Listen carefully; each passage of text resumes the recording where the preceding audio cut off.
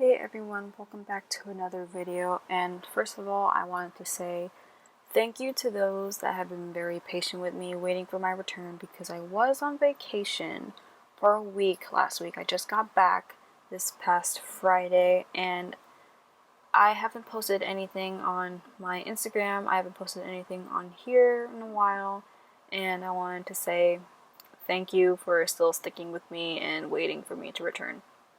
I have not drawn on my vacation except for this sketch and another one towards the end of my vacation, so having that little break was nice because you do need breaks every once in a while. You don't want to burn yourself out. So for this video I'm going to be discussing a few art weaknesses and a few tips if I can think of any.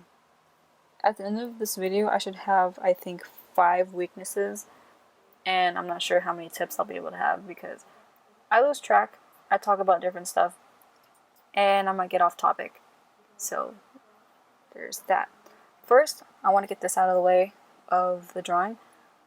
I finally found the clipping mask feature on Krita, and you're gonna probably see it. It's gonna go by really fast in this video, so you might want to catch it. It's coming up pretty soon after I finish blocking out the color of the character.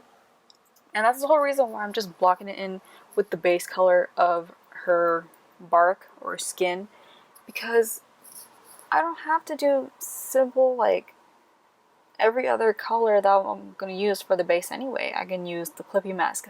Thank goodness, because I was tired of not being able to scribble and not worry about getting outside the lines. And yes, I did my research. I didn't do it before. I just thought they didn't have it, even though I pressed like the right mouse button or my little tablet button close to the nub of the stylus to see if it gave me any options. I didn't really see it. So I'm just going to say I'm very thankful that I found out that there is a clipping feature. Now, if only I could find the other things that they have, like in Photoshop, that I used to use, but that's for another day. So for this drawing, I decided to do a girl that was basically a tree, and I feel like she belongs in the ground with no legs, because this is going to be kind of like a love story drawing, I suppose. I don't usually do lots of these. I don't do story times at all. That's one of the things that are my weaknesses, is storytelling. Usually most of my characters just have a plain background behind them as I draw what the character is. Like, you have the character done, then just a plain background, just to save time.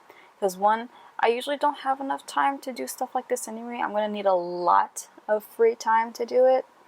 Plus, I do get a bit lazy, which is a horrible trait to have, but I don't know how to break it. I'm still learning and trying my best. So I feel like with storytelling, it makes the drawing a little bit more dynamic, and I feel like it gives more character to who I am drawing and what kind of scenario is going on. So for this one, like I said, she is a tree, can't move, no legs, and it's a love story because later on I will be carving out a heart on her arm with initials, kind of like something a little old school, or like what people used to do to trees. Maybe they still do, which is bad. It's bad for trees. But I figured this would be pretty fitting because I feel like if you carve on a tree, it would hurt like a tattoo hurts, because it's basically something going into your skin and it's gonna stay there forever.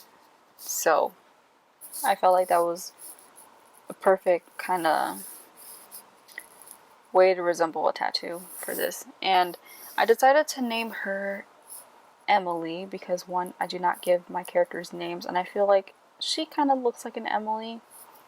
If you have any other name suggestions for her that begins with E, because I carved the E into the heart, let me know in the comments. And for the other letter, I didn't really have anything in mind of who that other character would be, I just put a random letter and call it a day. So if you want to know any other videos that have some kind of background to them or that has a little bit more of a story time feel, check out my last video. It will be in the card about like now-ish or very past, I'm not sure. Go check it out. It's my hair journey video, and I'm pretty sure you guys will understand where I'm coming from in there. So for the rest of this, as I was saying about the heart, this other person, the J to her E, I decided that this would be a love story between her, the female tree thing. I'm not sure, not a nymph, I don't think. But I figured it would be between a tree and a human because one, humans are the only things that can carve or make letters into anything. And I would think it's a human because there is no one else in the forest that would be able to just walk up to her and just put that on her body. So I feel like with this pose that she's doing, it fits that very well because it looks like she's hoping for his return. She's looking up to the sky, just waiting, kind of like a little fantasy princessy thing. But this is supposed to be some kind of fantasy drawing because I never do that kind of thing. The closest thing to a fantasy drawing, you can't see I'm doing air quotes, but fantasy drawing is a mermaid, and they're more mythical than anything, and it's not really as original. And I'm pretty sure doing tree women has been done in the past. For example, the tree in Pocahontas has been done, but this is just a younger version. And I don't know, I just put my own twist to it. She actually has hair in this one. She doesn't have much leaves because she's not a fully grown tree yet. And I put some vines around her to kind of symbolize or make it seem like she's trapped. And let me just say, this isn't very realistic. This is an illustration. So don't come at me be like, oh, vines don't go on trees like that. I am aware because I did go somewhere tropical on my little vacation, and you don't find vines on like a regular forest. You usually find them in rainforests with exotic plants, animals, and insects, not something that you would see in like the countryside in the United States or something. So, but I figured it'd be a nice touch to give it a little bit more pizzazz and interest to the character. Make it seem like, oh, why does she have like these vines? She's trapped, basically. And she can't really leave anyway if she could. Because the no feet thing.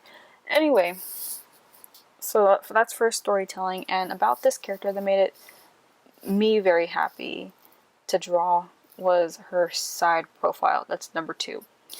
Number 2 is I suck at side profiles. You hardly ever see me do it. Sure, like there's 3/4 view and there's front view.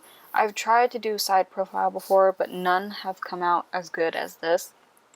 And I'm so happy with it because it's usually difficult for me, mostly because of the nose shape, making it look right with the face, like the size of the face, as well as like making the lips look nice without making it look too fish-like or too poking out. So I just figured this was mostly really the best. That doesn't even make sense. I feel like this was like the best side profile I've ever done. So I was really happy that it turned out that way because 1, I did it in pen so I couldn't erase, and 2, I really wanted to make a different concept with this weakness of mine, and it came out pretty good. So I am super happy with it. And in the next video, you're going to see more weaknesses since this is just part 1 of my art weaknesses. Part 2 might be not as good as this drawing turns out. I'm not trying to jinx myself, but part 2 has a lot more weaknesses than part 1, because part 2, it's everything that I draw in there that's going to be very difficult to draw and try to pull off. So for my third weakness of this video, as you can see I'm drawing grass, I am trying to add texture, you guys. I never add texture to my drawings. The most texture I'll ever do is in wavy or curly hair. And as you can see for this character, she has more straight-ish but wavy hair at the bottom. And let me just say, the top part is probably the most difficult because I can't do straight lines. They're just, no, they're too difficult to do for me. But I thought I'd try it anyway because this is a conquer your weakness kind of video. So I feel like I did decent. I could always improve with that, but if you notice in my other drawings, like on my Instagram, I usually just draw girls with curly or very wavy hair. I like texture. Brings interest, but then again, it's nice to do like this kind of hair once in a while, since I'm not very used to doing it.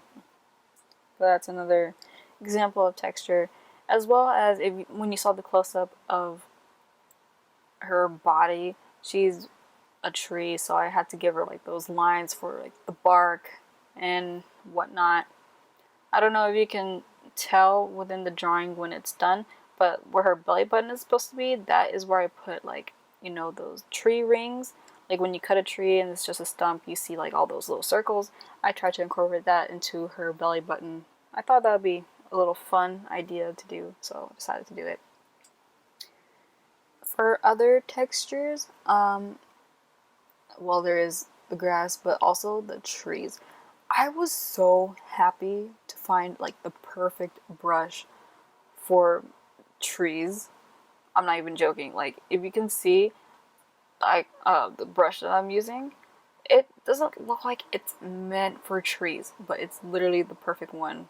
I feel like it resembles leaves pretty well, like gives that fuzzy texture without making it look too blurry. It's just, I got so lucky. For other textures, I'm not sure if this counts as texture, but like I tried to make some of the leaf shadows appear like on her bark and some of her hair.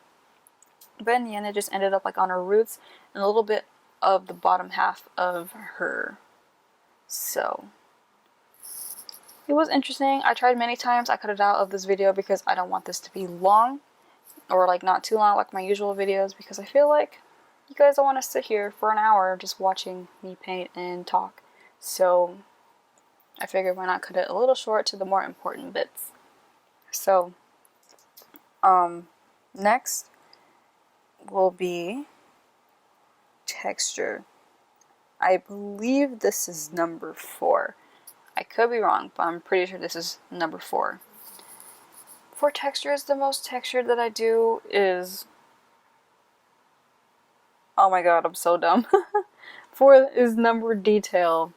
Detail. Yeah, when I was doing the sketch, it's really difficult for me to add a lot of detail. Even though when I try, it still ends up looking very simple. So for this time on my sketchbook, I was like, okay, what can I fill this page with? What can I fill all of this space with?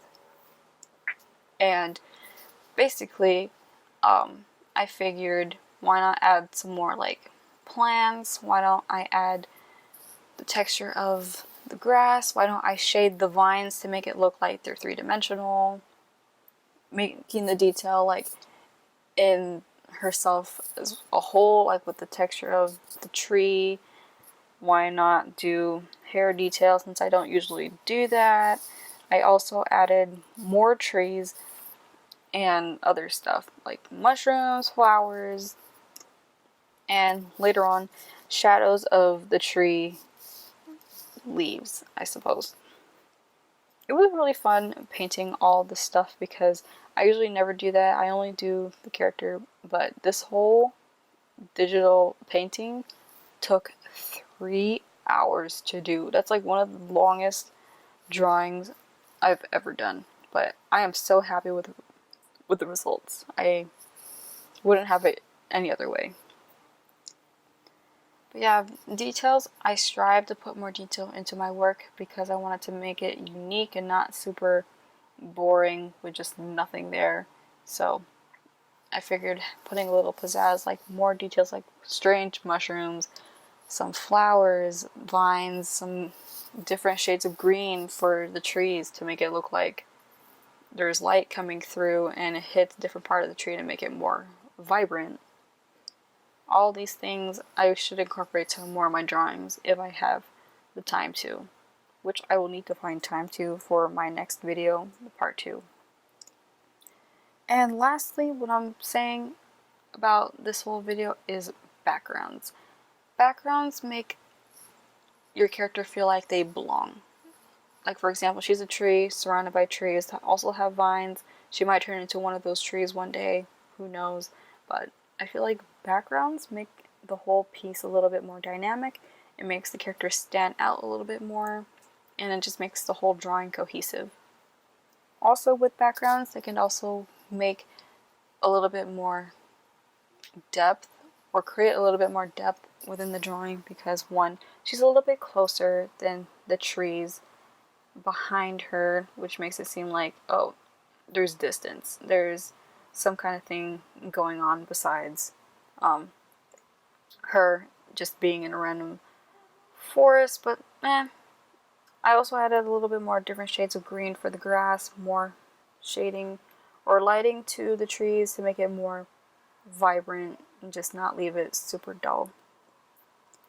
And that's basically it. Besides, like, for tips, like I said, backgrounds make characters pop more, lighting as well. Make sure you have a good light source of the drawing. I try to make it to the upper right corner, so that's why her face is brightly lit up and her backside is more shaded. And for overall details, it makes it look a lot better. Unless you have the simplistic style, then go for it. I applaud you if you're able to make that work, because it's kind of for me, but I'm not usually happy with it. I like more detailed drawings, but that's just my personal preference. So thank you for watching. If you like this video, give it a thumbs up. Subscribe if you would like more videos like this, or you want to see more videos like this. Leave me a comment of what you think or any suggestions of what I should do, and I'll see you guys next time.